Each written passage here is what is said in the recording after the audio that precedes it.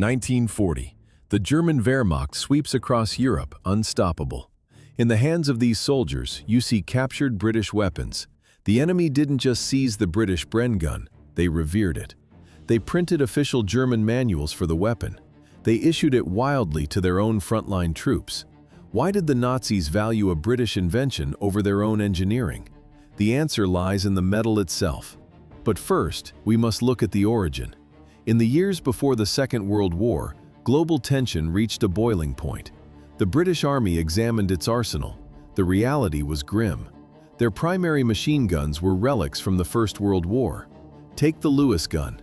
At first glance, a weapon of mass destruction, but in reality, a logistical nightmare. It weighed nearly 30 pounds completely empty. A massive circular magazine sat on top of the receiver like a dinner plate. It was too complex for the mass production required by a total war. In the mud, the mechanism was fragile. Reloading the pan magazine was slow. There was no quick-change barrel system. Sustained fire was impossible without destroying the weapon. Then there was the Vickers. It solved the overheating problem with a heavy water-cooling jacket. But this design was anchored in the past. It belonged in a stagnant trench, not a blitzkrieg. It required water. It required a stationary team. It was useless for the mobile warfare everyone expected. The world was shifting to air-cooled technology. The British commanders looked at the map. They realized they were unprepared. Seeing this situation, the Small Arms Committee began a desperate search. Competitive trials started immediately. The Danish Madsen, the French Hotchkiss, the British Beardmore Farquhar, and the American Browning automatic rifle, the famous BAR. The BAR performed better than the rest. It was powerful and reliable. Why didn't Britain adopt the American legend? It came down to money. The post-war budget was tight. The price of the BAR was simply too high for the British Treasury. They needed a cheaper miracle. They experimented further until they found an outlier, the ZB-26. It came from the Zbrojovka Brno factory in Czechoslovakia. The British tested it. It was rugged. It was simple. They sent feedback to the Czech engineers. The design evolved into the ZB-30. But there was a major technical hurdle. The original Czech gun fired German 7.92mm rimless rounds. These stacked neatly in a box magazine. But the British standard was the .303 caliber. This ammunition had a protruding rim. The engineering headache began here. Because the 303 rounds had rims, stacking them caused the column of ammunition to curve naturally. This forced the designers to create the Brens' distinctive banana-shaped magazine. But geometry was the least of their worries. The real enemy was rim lock. Next to, if a soldier loaded the magazine carelessly, the rim of one cartridge would catch behind the rim of the previous one. The result was an instant jam. The gun would become a useless club. Veterans found a workaround. They learned to load 27 or 28 rounds instead of the full 30. This reduced the tension on the internal spring. It lowered the risk of feeding issues. The prototypes faced brutal torture tests. They fired over 140,000 rounds. The results were shocking. During the test, recoil springs snapped inside the mechanism. The lower receiver actually cracked under the stress. But the gun didn't stop. It kept cycling. The testers only discovered the catastrophic damage during routine cleaning. The design crushed its competitor, the Vickers Berthier. Licensing began immediately. The British government agreed to pay £3 to the Brno factory for every gun produced. They needed a name.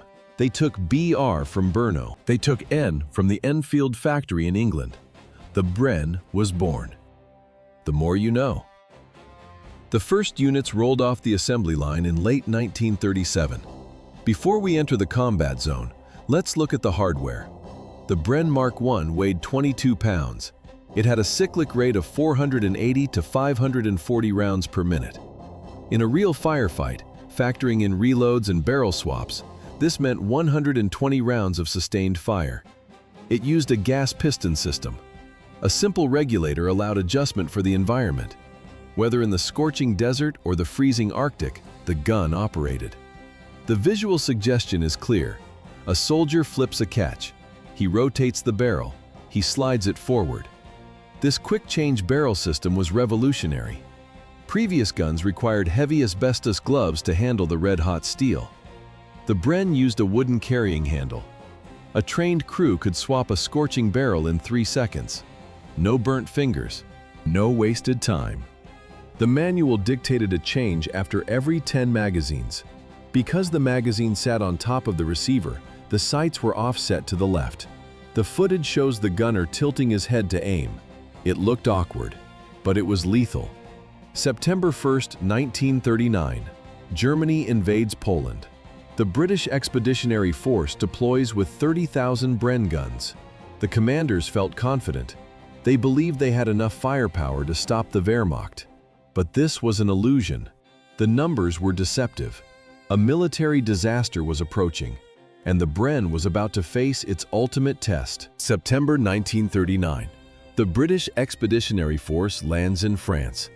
Every infantry section carries the Bren into its first major conflict, but the offensive never happens. Instead, the gunners find themselves in a constant state of retreat. German blitzkrieg tactics shatter the Allied lines. The British forces flee toward the coast. They are trying to outrun an enemy that spent years preparing for this moment. 30 miles from Dunkirk, the Royal Scots receive a suicide mission. They must stop the SS Totenkopf division. Their task is simple: buy time for the evacuation. The command is absolute.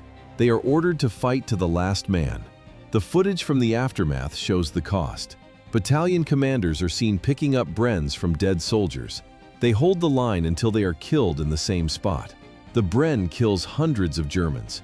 It inflicts massive losses on the advancing units, but it cannot stop the tide. It only delays the inevitable. The fall of France is a disaster for British pride. It is an even greater disaster for their inventory. 30,000 Brens existed before the campaign. After the Dunkirk evacuation, only 2,300 returned to Britain. The rest lie in the mud of northern France. The British Army barely escapes annihilation. To survive, they leave everything behind. The enemy reaches the gates. An invasion of the British mainland looks certain. The military is desperate. They are scrambling to arm soldiers who have nothing but bolt-action rifles. This crisis creates the garage hands gun. These are improvised, simplified weapons. Factories produce them in massive numbers during the emergency. This environment gives birth to the Sten gun. It is the cheapest submachine gun of the entire war. But the threat fades.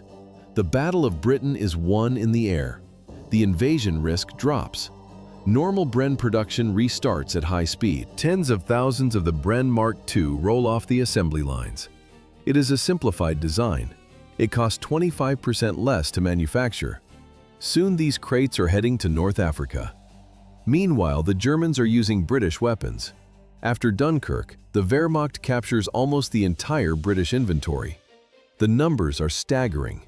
They seize 27,000 light machine guns. The Germans do not scrap them.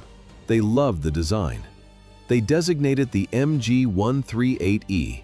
The E stands for English. The German High Command prints manuals for the weapon. They issue Brens to occupation units and coastal defense forces. They use them heavily in anti-partisan operations. The Germans already know this mechanism. The original Czech versions used the German 792 Mauser cartridge. When Germany occupied Czechoslovakia, they kept those factories running for the Wehrmacht.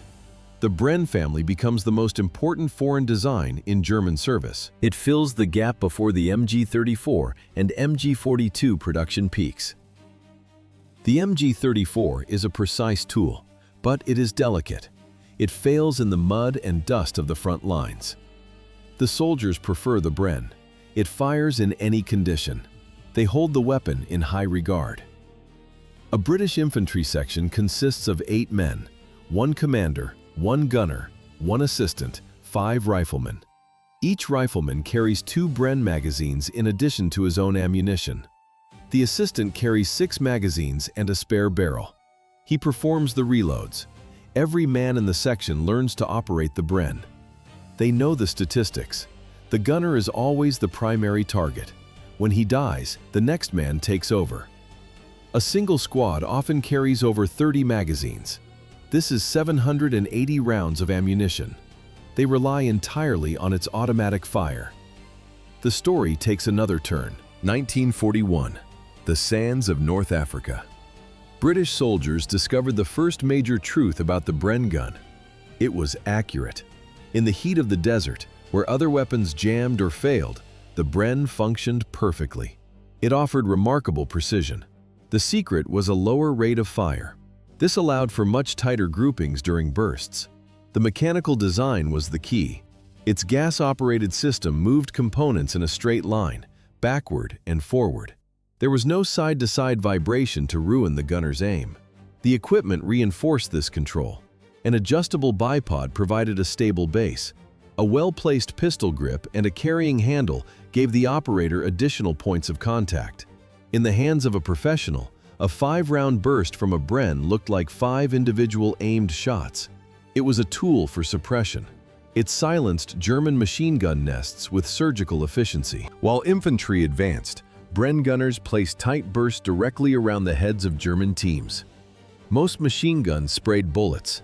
The Bren targeted specific points. British infantry tactics relied on a concept called 1 foot on the ground. One group moved while the other provided cover. They alternated. The Bren team suppressed the enemy, allowing the rifle group to maneuver forward. Then, the riflemen took over the fire mission so the Bren team could advance to a better position. Soldiers joked that it was too accurate. It lacked the cone of fire found in other machine guns. It didn't mow down massed infantry attacks across a wide area. It was a precision instrument, not a lawnmower. The gun also served in the air. On a tripod, it used a 100-round drum magazine and spider sights for anti-aircraft fire. A strange detail remained on the weapon for decades. A small metal stud on the butt was designed to lock the gun into these anti-aircraft mounts. The mounts became obsolete. The roll disappeared. But the factory kept manufacturing that stud on spare parts until 1976. No one had updated the production list. Success was not universal. During the 1942 Dieppe raid, the 100-round drums were used in combat for the first time. They failed. Like almost everything else at Dieppe, the equipment jammed at the worst possible moment. Many Bren gunners died because their weapons stayed silent when they needed them most. The gun was famous enough to name a vehicle, the Bren Carrier. Technically, its name was the Universal Carrier. It was a tracked, light-armored vehicle. History recorded 113,000 units built across all variants. This made it the most produced armored fighting vehicle in history. Early models used a bracket for the gun. Later versions simply rested the Bren on a rubber block in a weapon slot. The operator held it by hand, ready to dismount at any second. The Carrier was a blank canvas. It carried Boy's anti-tank rifles, Vickers heavy machine guns, mortars, and Piat launchers. American versions even mounted .50 caliber Browning heavy machine guns. There was even a flamethrower variant known as the Wasp. The ultimate display of the Bren's power happened in April 1945. Only weeks remained before the German surrender. Corporal Thomas Peck Hunter, a 21-year-old Royal Marine commando, faced a nightmare in northern Italy. 9 German machine gun nests and mortars covered 200 yards of open ground. Hunter did not wait for backup. He grabbed his Bren and sprinted into the open. The footage of the terrain shows no cover. Hunter fired from the hip while running. He reloaded on the move. He reached the German line, cleared several houses alone, and captured 6 prisoners. His troop tried to follow, but became pinned down by heavy fire. Hunter acted. He climbed onto a pile of rubble and stood in the open. He deliberately made himself a target to draw fire away from his men. He fired burst after burst until a German bullet hit him in the head. He was awarded the Victoria Cross. The Bren had done its job. The era of the bolt-action infantry was over. 1945. The end of the Second World War did not stop the production lines. For the Bren, a second life was just beginning. Why did a wartime relic survive into the atomic age? The answer was simple economics. In the 1950s, Britain adopted the 7.62 by 51 mm NATO cartridge. This created a dilemma for the Ministry of Defense. They had two choices. They could design a brand new light machine gun from scratch, or they could convert the massive existing inventory of Brens. The military conducted a series of live fire tests. The results were clear. Converting the old frames was cheaper and faster than building new ones. In 1955, the L4 light machine gun officially entered service. It wasn't just a simple barrel swap. The conversion required significant engineering changes to handle the new rimless ammunition. The most obvious change was visual. The iconic curved magazine disappeared. Rimless rounds do not require a deep curve to feed properly.